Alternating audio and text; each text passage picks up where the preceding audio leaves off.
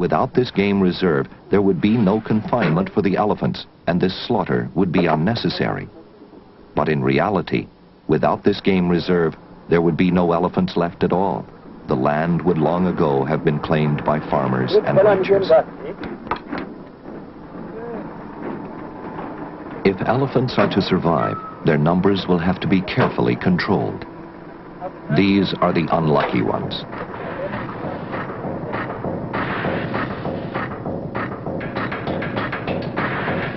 So it has finally come to this. Elephants are shot and canned because now there is not enough land left for all to survive.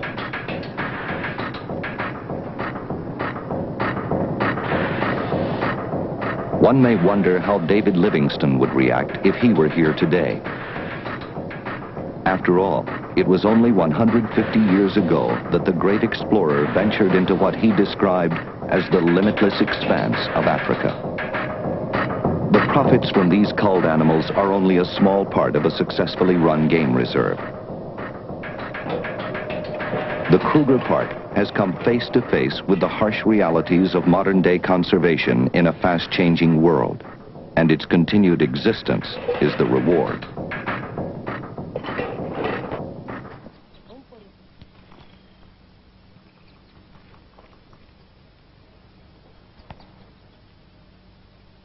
There are still many people that rely on wild animals for food.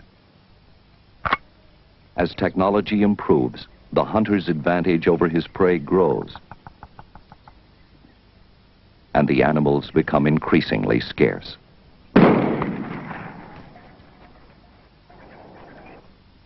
As ranching and agriculture spreads and game reserves are fenced off, some people's lives become more difficult. To these hunting communities, wild animals are their traditional source of food. They seldom kill more than they need in order to survive. Many families like these are now displaced people, all too often accused of the wholesale slaughter of Africa's wildlife. But in truth, they are usually just hungry communities trying as best they can to survive the only way they know.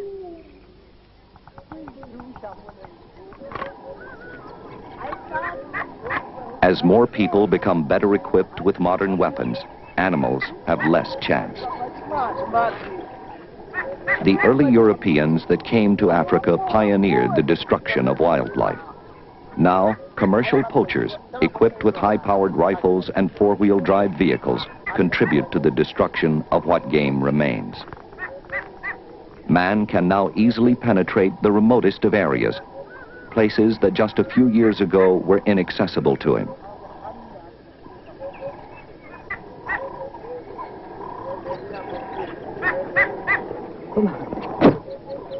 Technology is creating a new form of evolution, and nature is helpless before it.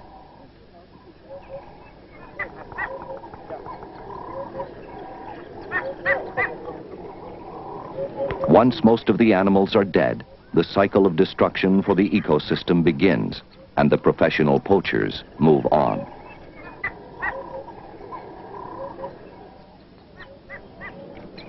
Hunting is not necessarily a threat to the wilderness. In some parts, hunting provides the critical dollars desperately needed to protect the wilderness. It is ironic that in a fast-changing world, these animals have now become dependent on hunters for their future here.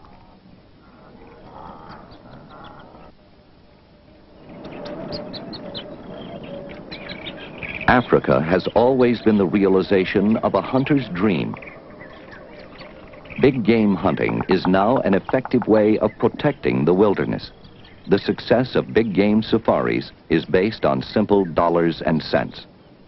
With a $1,000 a day price tag for every day he spends here, this hunter pays dearly for the right to pursue these coveted trophies. 200 buffalo will be shot by trophy seekers this year, only a small percentage of the overall population, bearing in mind that 25,000 of them live here.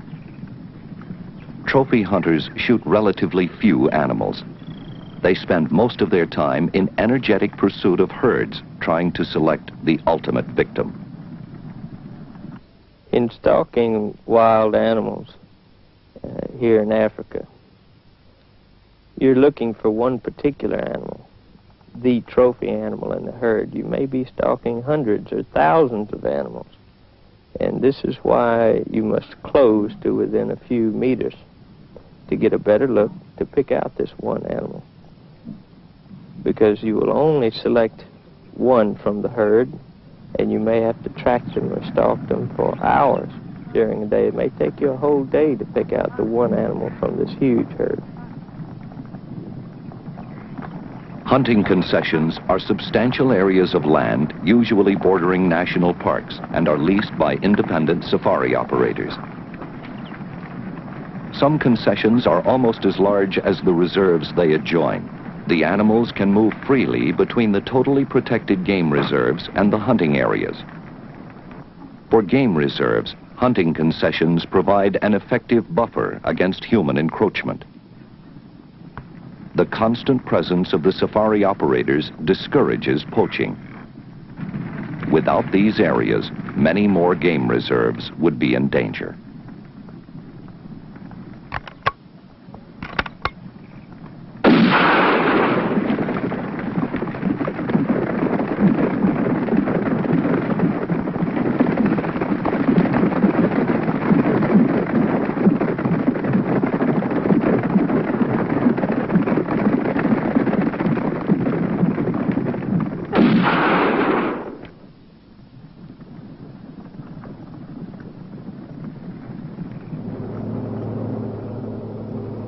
The trophy hunter's mentality is bewildering to many conservationists who condemn hunting of any kind. But the reality is that if trophy hunters keep coming with money, the buffalo's future and that of the other animals will be assured. If hunting is stopped, the land and the animals on it will quickly fall victim to infinitely more formidable and ruthless killers. Cattle and agriculture. And he's still going in here. You got him in the... Yeah. It was a good shot. I'll come every year for the rest of my life. Or until it's gone. Until the game and the territory, the countryside has been obliterated by progress.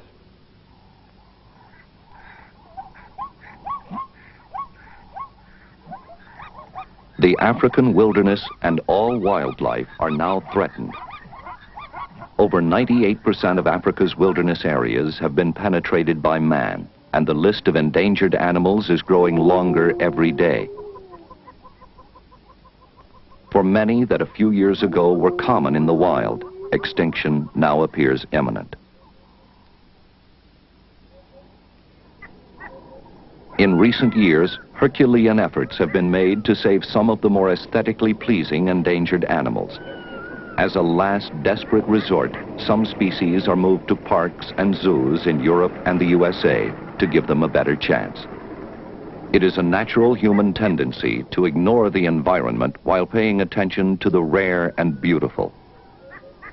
This preoccupation is distracting conservationists from saving many vital and irreplaceable ecosystems.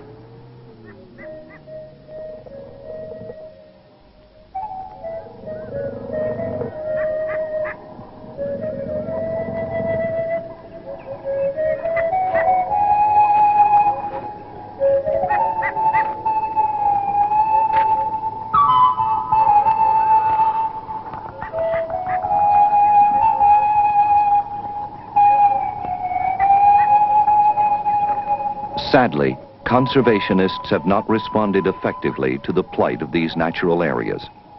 Unless they do so, they will continue to simply disappear.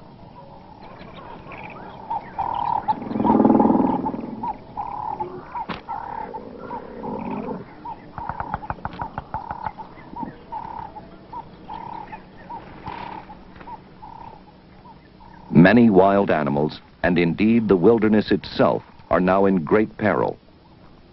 Unless change comes soon, many game reserves may vanish forever.